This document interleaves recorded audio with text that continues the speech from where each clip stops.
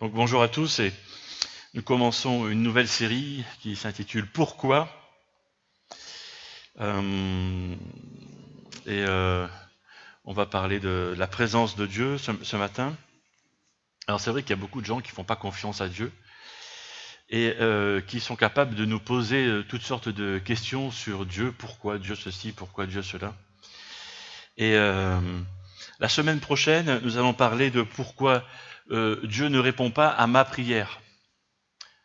J'ai pas voulu mettre mes prières. Parce que voilà, ma prière, on va les prendre une par une. Voilà.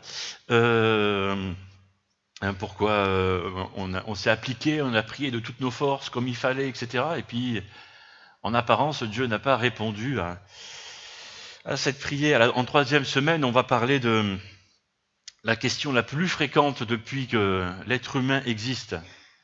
Pourquoi des choses bien, des choses mal arrivent aux gens bien?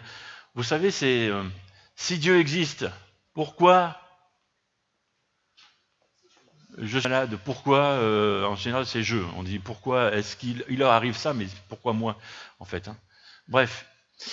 Et en quatrième semaine, on va parler de mais pourquoi Dieu finalement utiliserait quelqu'un de comme moi. 3 points de suspension. Voilà. Alors, c'est des questions que vous vous posez peut-être ou que certains de vos amis se posent. Donc, invitez vos amis justement qui vous ont posé ce genre de questions et auxquelles vous n'avez pas pu apporter des éléments de réponse. Parce que les prédications, ça va être ça. Moi, je suis pas Dieu. Hein. Vous l'avez noté quelque part. Voilà. Donc, par contre, en cherchant dans la Bible, j'ai noté des éléments de réponse. Et c'est ça que je vais vous livrer pendant ces 4 semaines. Aujourd'hui, pourquoi je ne ressens pas toujours la présence de Dieu? Alors, qui c'est qui se pose ce genre de questions? C'est ceux qui croient en Dieu. Voilà. Moi, par exemple, je ne ressens pas toujours la présence de Dieu. Qui c'est parmi vous qui ne ressent pas toujours la présence de Dieu? Levez la main. Ouais. Donc, ben c'est bien, ça tombe bien. Donc, on va parler de ça ce matin et cette semaine, peut-être dans vos groupes de maison, s'ils ont lieu cette semaine. Et on pourrait être plus précis dans notre questionnement, on pourrait se poser une autre question, c'est la faute de qui? Ou c'est la faute de quoi que je ne ressens pas toujours cette présence un peu plus forte, un peu plus souvent, tu vois? On pourrait se poser ça comme question, c'est la faute de qui ou de quoi? Alors, est-ce que c'est de ta faute? Est-ce que c'est de notre faute? Est-ce que c'est parce qu'on n'est pas toujours branché à Dieu? Est-ce qu'on n'est pas à l'écoute? Est-ce qu'on n'est pas prêt? Est-ce que c'est de la faute de Dieu? Ouais, Dieu, comme ça, a décidé qu'il va se montrer très présent dans le cœur de 75% de ceux qu'il aime et pas dans les 25%. Et tu es dans les 25%. Oh, c'est ballot. Tu vois? Est-ce que c'est ça? Tu vois, je sais pas. Ou est-ce que c'est la faute de quelqu'un? Un de tes amis, un de tes responsables, tu vois? Ben tiens, c'est la faute du responsable de louange. Parce que ce matin, il a choisi des chants qui ne me plaisaient pas, et moi j'aime que les chants des années 70. Ouais. C'est n'importe quoi, on dit bien. Tu vois? Voilà. C'est la faute de qui, de quoi? Et puis qu'est-ce que ça veut dire être vraiment, ressentir la présence de Dieu? Qu'est-ce que ça veut dire? C'est quoi? Ça dépend des gens. Ça dépend des gens. Il y en a pour qui c'est une sensation de picotement. Qui c'est une sensation de chaleur, comme une vague de chaleur qui les étreint. D'autres, c'est une immense émotion, etc., etc. Ça dépend de qui on est, voilà, de comment on perçoit. La réalité, c'est que Dieu peut provoquer en nous toutes sortes de choses. Quand Dieu est présent en nous, ça peut être comme lors de ton premier rendez-vous amoureux. Là, quand tu t'assois à côté de ton chéri ou de ta chérie la première fois, tu sais, ah, t'es tout fébrile un peu, voilà, transi d'amour.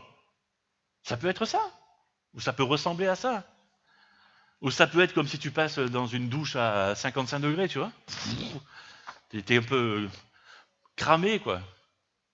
Ça peut ressembler à ça, etc. Bon, ouais. La présence de Dieu peut se ressentir de mille et une manières. Voilà, ça dépend de ce qu'on est, de ce qui nous fait vibrer en quelque sorte. Ce qu'il faut bien comprendre, c'est que si tu ne ressens pas toujours la présence de Dieu, vous avez remarqué ce matin, je demandais à qui c'est arrivé, pratiquement tout le monde a levé la main, en commençant par moi. Et quand on ouvre la Bible, on trouve ça aussi. Regardez ça. Psaume 88. Moi, je crie vers toi, Seigneur, le matin, ma prière est déjà devant toi. Seigneur, tu ne veux plus de moi? Pourquoi? C'est la même question qu'on se pose. Tu me mon visage? Oui. Pourquoi? C'est la même question. C'est quand même assez ancien. Hein. C'est le même type de question que l'on se pose. Alors, ce que j'aimerais faire maintenant, c'est vous donner 5 possibilités, 5 raisons bibliques qui expliqueraient ce manque de présence, ce manque de ressenti, en tout cas, de la présence de Dieu. Mais j'en ai choisi 5. Mais il y en a 10, il y en a 100, il y en a 1000. Voilà, mais ce matin, en 30 minutes, on va juste voir 5. Voilà. Et peut-être que si sur ces 5, il y en a une qui te touche, ben, quelque part, j'allais dire bingo, tant mieux, et merci Seigneur. Et tu essaieras peut-être, je l'espère, en tout cas c'est ma prière, de travailler là-dessus pendant les heures ou les jours qui suivent. La première des raisons, c'est qu'on attend peut-être Dieu dans le sensationnalisme, dans l'extraordinaire, tu vois. C'est-à-dire, Dieu, je veux ressentir ta présence, que les murs de cette maison tremblent. Ouais, pas trop quand même, je veux pas que le toit me tombe sur la tête quand même. Tu vois? Dieu, dans ce domaine-là, tu vois, l'extraordinaire, la sensation que ça bouge, ça tremble, que ça fait des choses inconnues aux hommes, quoi. Et ce type d'attente n'est pas rare. C'est ce qui était attendu de Jésus, déjà. Quand Jésus a commencé à exercer son ministère, il s'est mis à faire des miracles, il a ressuscité des gens, il a guéri des tas de personnes, et il faisait déjà ça, c'était son métier, en quelque sorte, son ministère, si vous voulez. Mais on lui demandait encore plus. C'était pas suffisant. Regardez. Jean chapitre 6, verset 30. La foule lui demanda, quel signe miraculeux nous feras-tu voir pour que nous puissions croire en toi? Que vas-tu faire? Vous voyez, c'est pas récent, quoi. Voilà, c'est-à-dire, Seigneur, voilà, fais bouger quelque chose. Voilà, fais voler ma Bible, tu vois. Tu étais tranquille dans ta chambre, dans ton salon, en train de lire ta Bible. Oui, Seigneur, j'ai besoin que tu me fasses voir quelque chose, tu vois. Voilà, fais léviter ma Bible. Wouh! Non, bien sûr que non. Voilà. Le plus grand des miracles, parce que c'est ça qu'on attend de Dieu. Mais le plus grand des miracles, c'est quelqu'un qui croit en lui et qui se laisse jour après jour transformer par lui. C'est ça le plus grand des miracles. Dans ce cheminement de jour après jour, Dieu le guérit miraculeusement de quelque chose, peut-être. Gloire à Dieu. Mais le plus grand des miracles, ça sera le fait que cette personne va jour après jour se laisser transformer, parce que ça va se voir à l'extérieur, et d'autres personnes vont venir à Christ par le comportement transformé de cette personne-là. Mais c'est ça, le miracle. C'est des cœurs, des vies transformées. Deuxième raison, c'est qu'on est distrait. Dieu est bien présent, mais c'est comme si on passait à côté de lui sans vraiment le voir, quoi. ou le ressentir, puisqu'on est dans ce domaine du ressenti. Luc chapitre 10, pendant qu'ils étaient en route, hein, vous connaissez cette histoire, c'est Marthe et Marie. Ok. Jésus entra dans un certain village. Là, une femme nommée Marthe l'accueillit dans sa maison. Elle avait une sœur appelée Marie. Celle-ci s'assit aux pieds de Jésus pour écouter ce qu'il disait. Pendant ce temps, Marthe s'affairait. Elle se laissait absorber par les multiples travaux domestiques. Brusquement, elle vint dire à Jésus, « Maître, ça ne te dérange pas de voir ma sœur me laisser faire le travail toute seule? Dis-lui donc de m'aider. » Elle va lui dire toi-même. Bon, bref. C'est pas la réponse que Jésus lui a faite. Hein. Voilà, heureusement, je ne suis pas lui.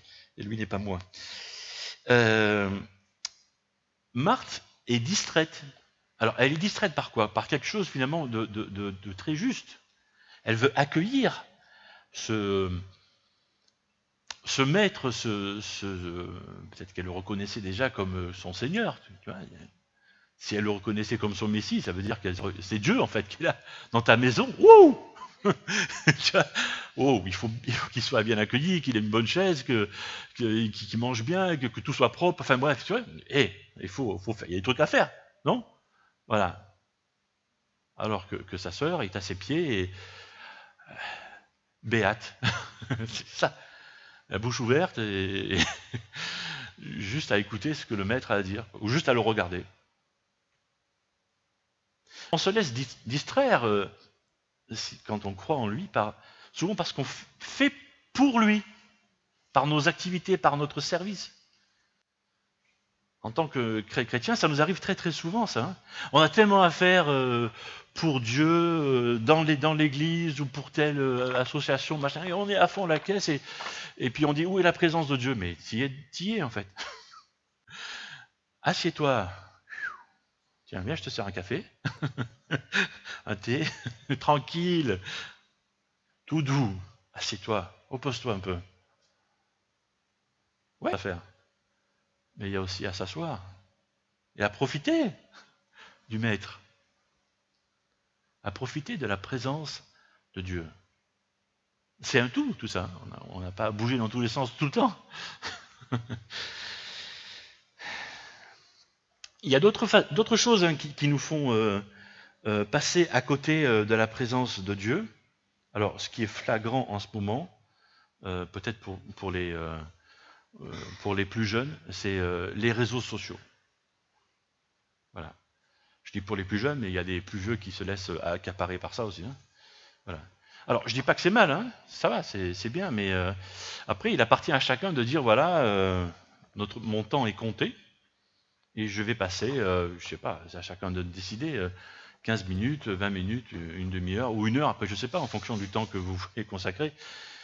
Voilà, mais quand tu as passé 3 heures sur Internet, sur un réseau social, et que tu n'as plus le temps d'ouvrir ta Bible ou je sais pas quoi, là, ça va plus, en fait. Et j'ai pas peur de le dire. Voilà. Là, il y a un souci, en fait. Voilà. Donc, on se laisse distraire hein, par ça peut être ça, mais ça peut être par autre chose. Hein. Voilà. Le sport, c'est bien. C'est bien, le sport. Si je pouvais, j'en ferais, mais je peux plus. Voilà. Donc c'est bon pour la santé, on est d'accord, mais jusqu'à quel point? Mais c'est le sport, ou c'est les réseaux sociaux, ou c'est tout ce que vous voulez, ou la télévision, ou je sais pas moi, ou n'importe quoi en fait. Hein. Tout peut être distraction. Tout peut être utile aussi. Hein. Voilà. Mais jusqu'à quel point? Peut-être qu'on se laisse simplement distraire. Une troisième chose, et vous voyez, on avance au fur et à mesure, peut-être que notre cœur s'est endurci. Pourquoi je ne ressens pas la présence de Dieu? Ben peut-être que mon cœur est devenu plus difficile à l'accès à Dieu. Et c'est fermé à Dieu. Il y a des gens comme ça qui, pendant un temps, ont été très très ouverts, très sensibles à Dieu, et puis quelque chose s'est passé. Ou pas une chose, mais plusieurs choses peut-être. Et ils se sont refroidis aux choses de Dieu. Jésus parle un peu de ça dans Matthieu 13. Dans la parabole du semeur, il dit ça. Pour eux s'accomplit cette prophétie d'Ésaïe. Vous aurez beau entendre, vous ne comprendrez pas. Vous aurez beau voir de vos propres yeux, vous ne saisirez pas, car le cœur de ce peuple est devenu insensible. Ils ont fait la sourde oreille, ils se sont bouchés les yeux, de peur que leurs yeux ne voient et que leurs oreilles n'entendent, de peur que leur cœur ne comprenne, qu'ils se tournent vers moi et que je les guérisse. Notre cœur s'endurcit parce que quelque chose s'est passé. Peut-être qu'on a demandé à Dieu quelque chose, on lui a adressé une prière. Et puis rien ne s'est passé, ou Dieu nous a demandé un autre pas de foi. Je dis un autre parce qu'il nous avait demandé autre chose avant, et un autre pas de foi, et on a fait ce pas de foi, et il semble que rien ne se soit passé, en tout cas pas comme on l'attendait. Et on s'est fâché avec Dieu. Ça n'a pas été engueulade, mais ça ressemble un peu à une fâcherie. Et du coup, notre cœur s'est endurci avec Dieu. Et on s'est mis à penser, Dieu ne me comprend pas, Dieu ne m'entend pas, ou il ne me parle plus, ou il n'est pas digne de confiance peut-être. Qui c'est ce Dieu qui, à chaque fois que je demande quelque chose, il me demande quelque chose lui aussi? C'est quoi? Tu vois? Et on est rentré dans ce schéma, et finalement, au bout du compte, c'est bizarre. Et notre cœur, petit à petit, s'est endurci. Combien de fois j'ai croisé des gens comme ça qui étaient très proches de Dieu à un certain moment, et puis ils ont été blessés par des chrétiens, fâchés contre Dieu. Par des chrétiens, fâchés contre Dieu. Ouais. Voilà une autre question dont on pourrait parler. Et depuis ce jour, ils en veulent à Dieu. Parce que, en fait, des amis, c'est ça le truc, des amis les ont blessés. Pourquoi je ne ressens pas toujours la présence de Dieu? Peut-être que notre cœur a été brisé quelque part. Et on est en souffrance. Une quatrième raison, peut-être on a bâti comme une citadelle de péché, comme une muraille de péché, comme un mur de péché. Être de péché. Ésaïe 59 nous dit, la main de l'Éternel n'est pas trop courte pour sauver, son oreille n'est pas sourde au point de ne plus vous entendre. Ce sont, alors je ne dis pas vos fautes, je dis nos fautes, puisqu'on parle de nous, j'adapte un peu je me permets ça, j'adapte ce verset à notre situation. Ce sont nos fautes qui nous séparent de notre Dieu. C'est à cause de nos péchés qu'il s'est détourné loin de nous pour ne plus nous entendre. Le problème, peut-être, c'est le péché, ou les péchés, je ne sais pas. Les péchés ou le péché nous déconnectent de notre relation avec Dieu. Cette semaine, dans notre local, on a changé d'opérateur de téléphone et d'internet. Et donc pendant un jour, on n'a plus eu de connexion. Voilà, c'est ça. Le péché, c'est ça. Le péché, c'est quand tu es chrétien et que tu es dans une situation de péché, Dieu reste là. Dieu continue de t'aimer, mais c'est comme si tu étais déconnecté. C'est comme si ton réseau avec Dieu, pour prendre l'image toujours, était coupé. Dieu reste le même, Dieu continue de t'aimer, Dieu continue de te protéger, mais ta connexion est défaillante. Ta connexion à toi est défaillante. Ton péché ne te disqualifie pas de ta nature de ton statut de chrétien. Relation avec Dieu qui va souffrir de ton péché. En fait, c'est pas la même chose. C'est-à-dire que Dieu reste toujours là. Et Dieu n'a qu'une envie, c'est que tu lui demandes pardon. En fait. Tu rebranches ta fiche pour te mettre en relation avec lui. Et le branchement, c'est le pardon, en fait. La demande de pardon. Mais comme ça, dans cette situation de péché, il y a des chrétiens qui peuvent vivre. Et qui peuvent vivre longtemps. Et qui peuvent lire leur Bible. Et qui peuvent connaître la Bible parfaitement. Et qui peuvent même l'enseigner à d'autres aussi. Même donner de bons conseils en plus. Ils ont un péché dans leur vie qui n'est pas résolu. Ils sont déconnectés d'avec Dieu. Et Dieu est là avec eux. Et leur enseignement ou leur connaissance sur Dieu est correcte. Et bon. Mais ils sont déconnectés d'avec un Dieu qui est juste là. C'est étonnant, hein? Mais c'est la réalité. Alors on parle de quel péché? Mais tous les péchés. On pense tout de suite aux péchés relatifs au sexe, machin, à l'adultère, mais c'est tous les péchés. N'importe quel péché. Tous les péchés.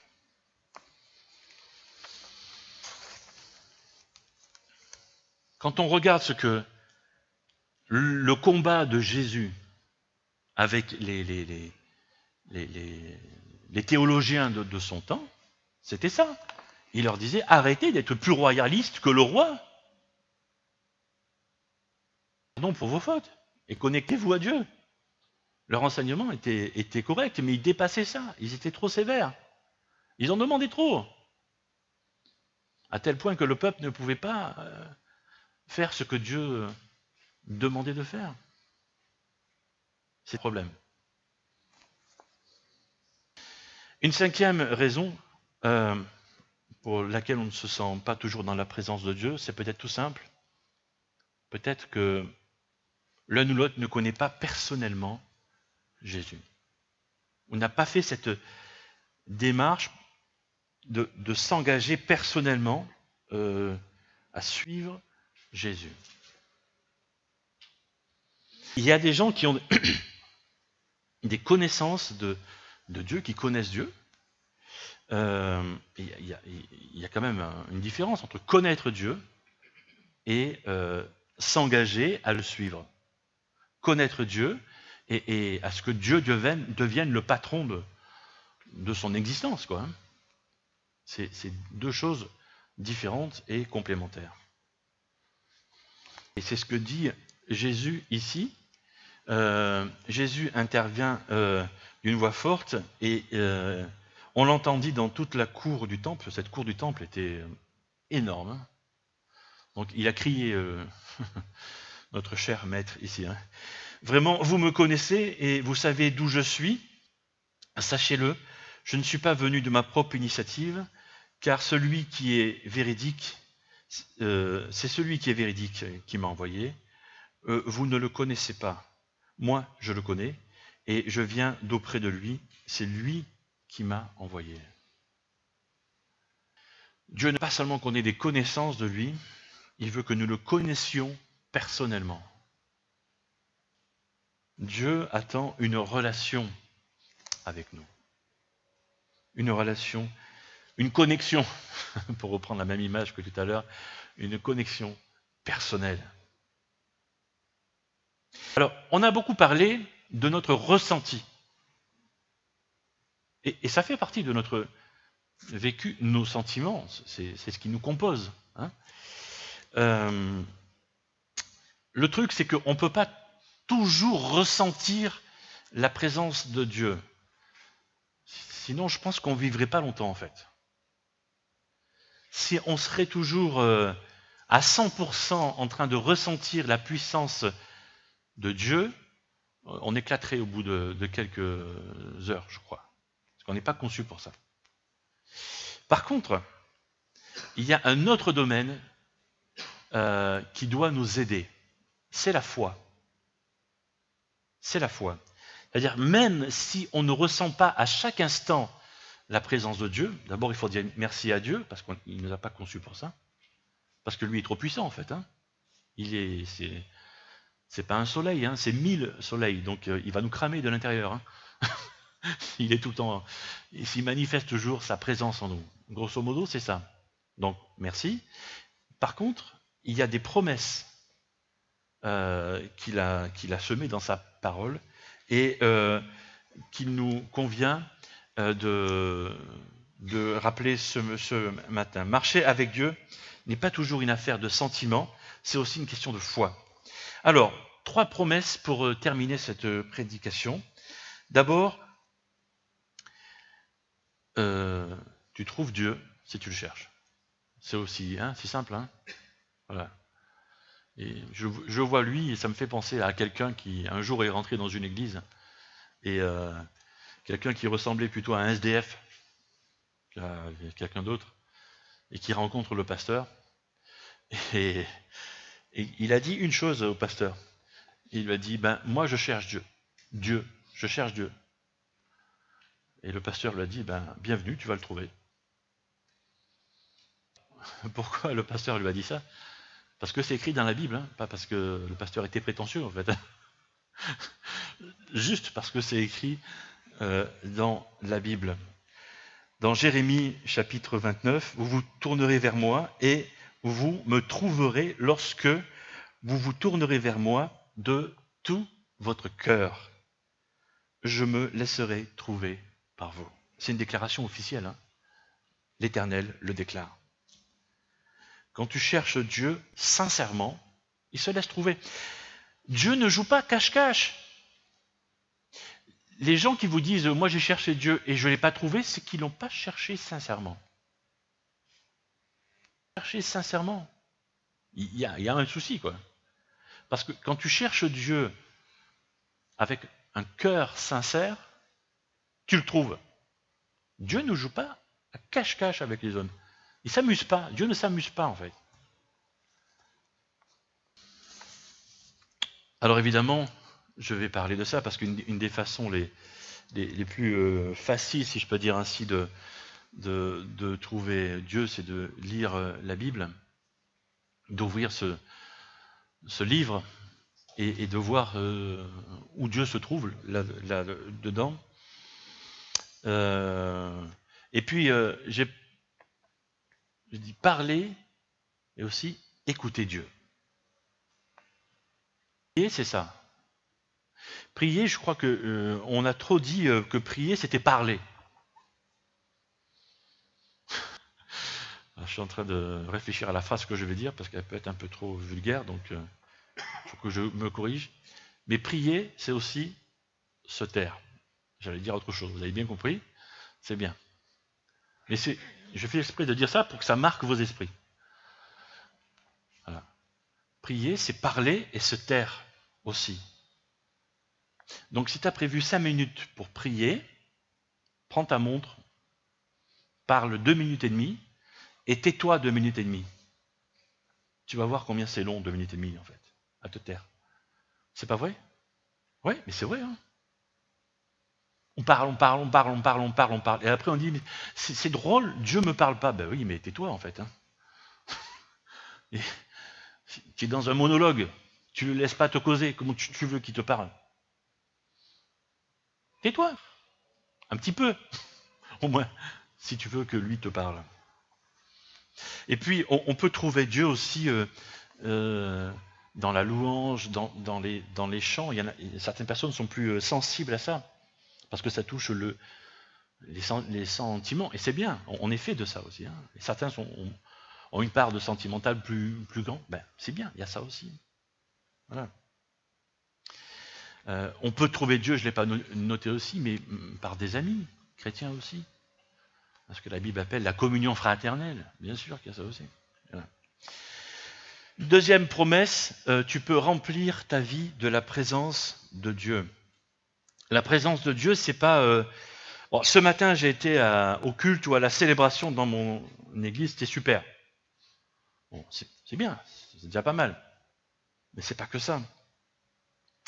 Jésus dit dans Jean 14, verset 16, « Je prierai le Père, il vous donnera un autre consolateur qui soit éternellement, je le redis encore une fois, éternellement, ça veut dire tout le temps, hein, donc éternellement avec vous, l'Esprit de vérité, que le monde ne peut pas recevoir parce qu'il ne le voit pas, ne le connaît pas, mais vous, vous le connaissez parce qu'il demeure près de vous et sera en vous. » Et une belle promesse. L'Esprit de Dieu est là. Pas avec nous, pas avec toi, mais en toi, dans toi. Ça s'apprend. Je veux dire, même si tu ne ressens pas avec sensation l'Esprit de Dieu, il faut te rappeler que l'Esprit de Dieu est en toi. Et une troisième chose, tu peux ressentir Dieu dès à présent, dès maintenant. Acte 17, à partir d'un seul homme, il a créé tous les peuples pour qu'ils habitent toute la surface de la terre. Il a fixé des périodes déterminées et établi les limites de leur domaine. Par tout cela, Dieu invitait les hommes à le chercher, à le trouver. Peut-être, comme un tâton, lui qui n'est pas loin de chacun de nous. On peut trouver Dieu comme ça, simplement en se baladant dans la nature, en regardant une fleur, en regardant un animal, ou si on est handicapé, qu'on ne peut plus marcher, peut-être qu'on a un chien ou un chat ou un pot de fleurs à la maison, je ne sais pas, tu vois. Et ça suffit. Vous savez, je ne sais pas si ça vous l'a fait, moi j'en ai vu pas mal, hein, des radios. Vous êtes malade, vous cassez quelque chose, vous allez passer un examen et on vous montre la radio de votre bras cassé, jambes cassées, ou une IRM, des machins comme ça, tu sais, et tu regardes l'intérieur de toi, tu vois. Alors généralement, tu t'inquiètes parce que tu as un truc, dépasse ça, et regarde à l'intérieur de toi comment tu es fait. De fou quand même. Créer ça, créer tout ça pour se révéler aux hommes et aux femmes, pour se montrer. Il y a des hommes et des femmes qui ne savent même pas comment il s'appelle Dieu, mais qui l'adorent. Il n'y a pas besoin de savoir son nom en fait pour adorer Dieu. D'ailleurs, on ne sait même pas comment il s'appelle, hein. Je vous le rappelle. Oui, on n'a pas besoin de savoir ça. Finalement, c'est pas vraiment très important ce que je ressens. Si je ne ressens pas toujours la présence de Dieu, c'est ce que je crois. Et qui m'aide.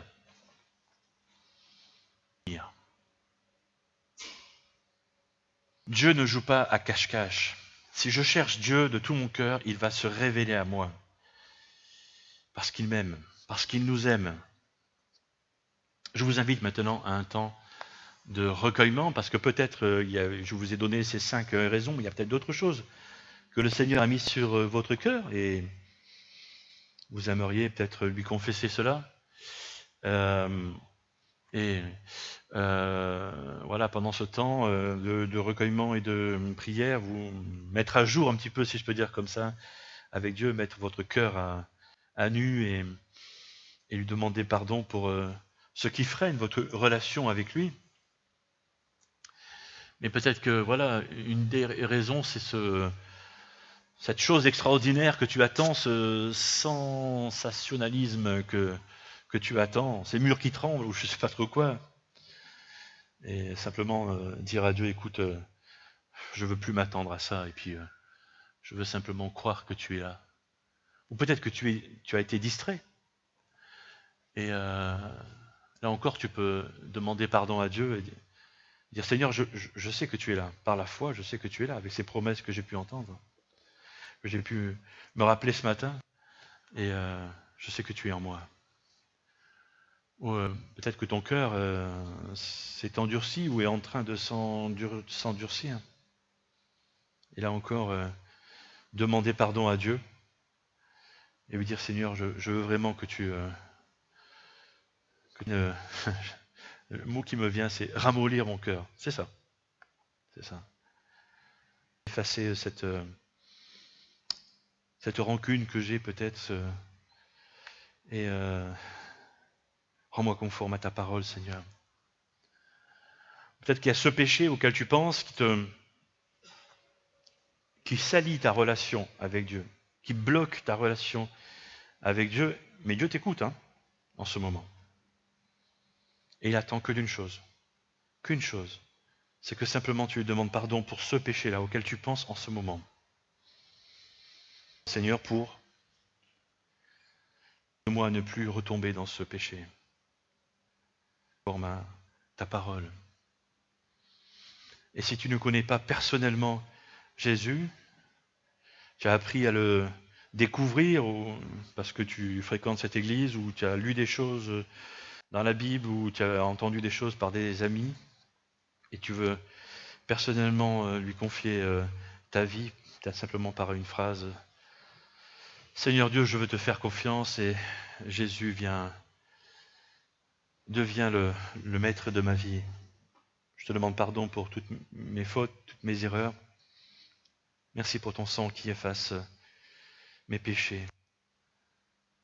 Et merci pour ta présence qui illumine mon cœur, ma vie. Je veux te dire merci pour ces prières qui sont montées vers toi, des uns des autres, et peut-être d'autres encore auxquelles je n'ai pas pensé, mais que toi tu as entendu, et combien ça me rassure, Seigneur, parce que tu entends chacune de nos prières. Combien ton cœur est grand, combien tes oreilles sont immenses pour recevoir, accueillir, entendre et répondre à nos prières quand tu le jugeras, quand tu jugeras bon. Seigneur, merci parce que tu nous entends. Et je te prie pour que tu aides chacun à surmonter ses distractions, à dépasser son endurcissement du cœur ou ses attentes extraordinaires ou son péché. Je te prie pour que tu accueilles dans ta famille ceux et celles qui ont fait cette prière pour devenir un de tes enfants. Je te prie pour que chacun puisse vivre de ton amour, avec ton amour, pour ton amour, qu'il puisse vivre ta vérité, ta compassion et ton espérance. Merci parce que tu ne joues pas cache-cache avec nous, mais sincèrement, tu te révèles à ceux qui te cherchent avec un cœur simple et sincère. Gloire te revienne, Seigneur Jésus-Christ, toute la gloire, tout l'honneur. Amen.